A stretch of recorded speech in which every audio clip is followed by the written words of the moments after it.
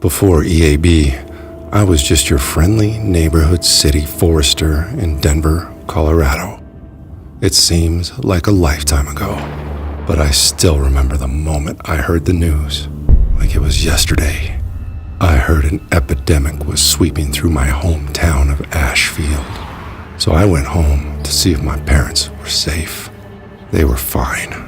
But all the ash trees were dead. No! It was the emerald ash borer, insatiable beasts, no larger than a penny, have devoured ash tree populations in more than 25 states and parts of Canada. With tens of millions of dollars in damage caused and no end in sight, we're still no closer to stopping them. We can only hope to contain them. Now they bear down on the trees I was sworn to protect. That's why I became the smart ash. Now, I look for EAB-infested trees to scan to determine the most appropriate treatment method. Take a look at this big ash. Since it can be more than 90% effective, I reach for my trunk injector and insert it into the ash tree through the bark, right into the outer sapwood, where the insecticide is injected once every 1 to 2 years. Yeah, this process does slightly harm your tree by creating a puncture wound, and it's a bit more expensive than other treatment methods, but it's also the most consistent. And when done correctly, the insecticide has a particular set of skills.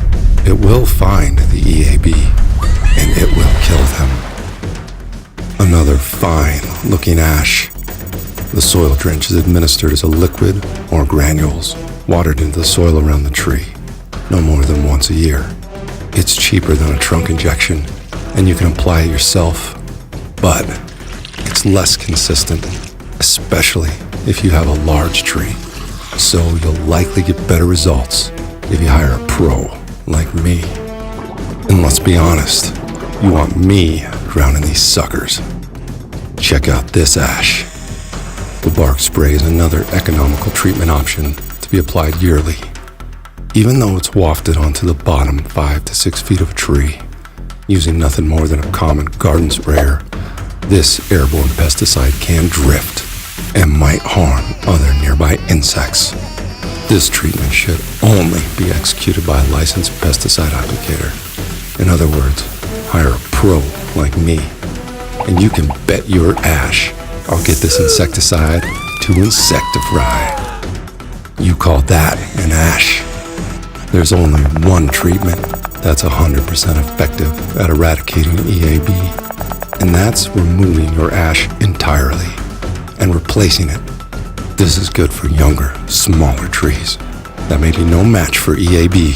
Plus, it gives me a chance to do this. Knock, knock. Who's there? Vengeance. Well, most of the trees I just treated do have some signs of EAB. Other trees can take 3 years to show obvious signs of infestation, and by then, it's too late. That's why these certified smart ashes and I need to execute our EAB protection plans early with all the right tools to save your ashes. So when EAB does show up, and it will show up, we'll be ready.